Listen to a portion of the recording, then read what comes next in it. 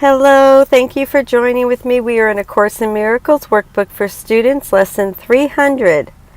Only an instant does this world endure. This is a thought that can be used to say that death and sorrow are the certain lot of all who come here, for their joys are gone before they are possessed or even grasped.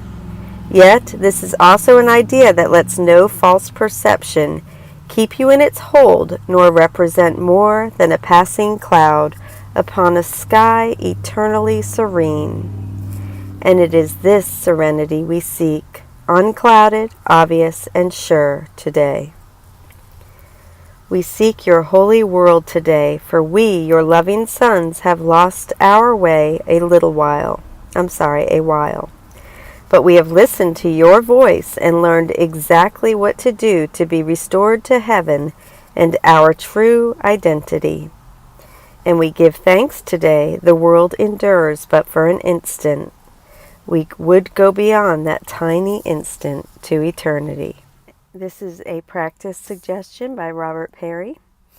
As an additional exercise, think of some inner pattern of yours which you wish was gone, or some outer difficulty which you would like to see vanish. Imagine the thing you choose appearing as a cloud in the sky. Note how the cloud looks, what its shape, size, and colors are.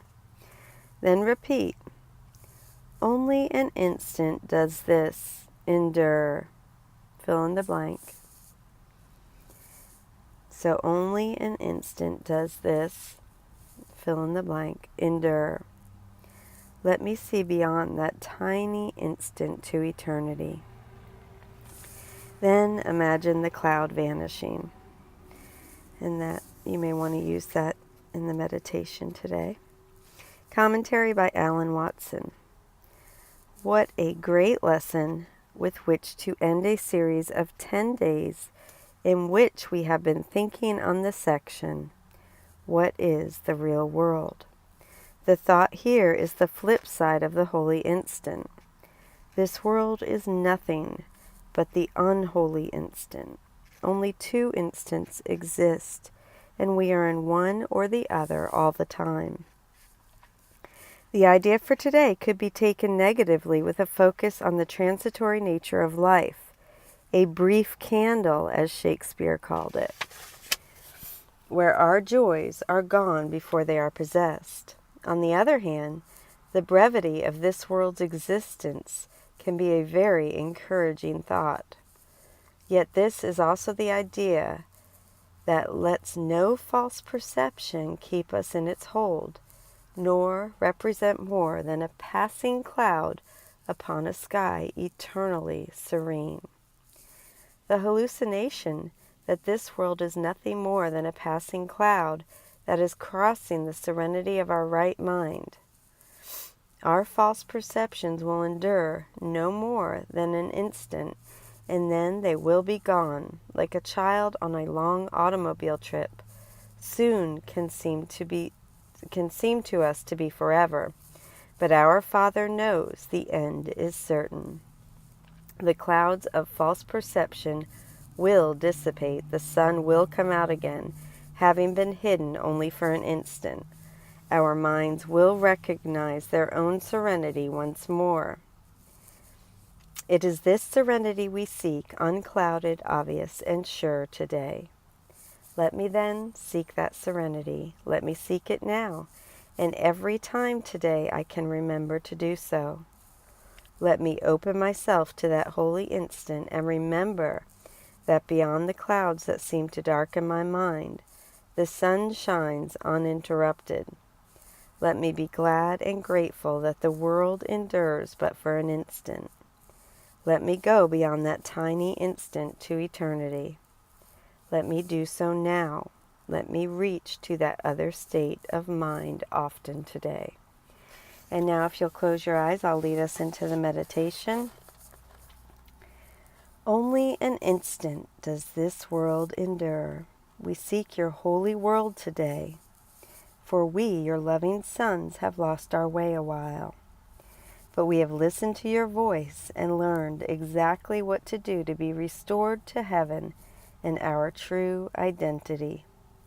And we give thanks today the world endures but for an instant. We would go beyond that tiny instant to eternity. Only an instant does this world endure.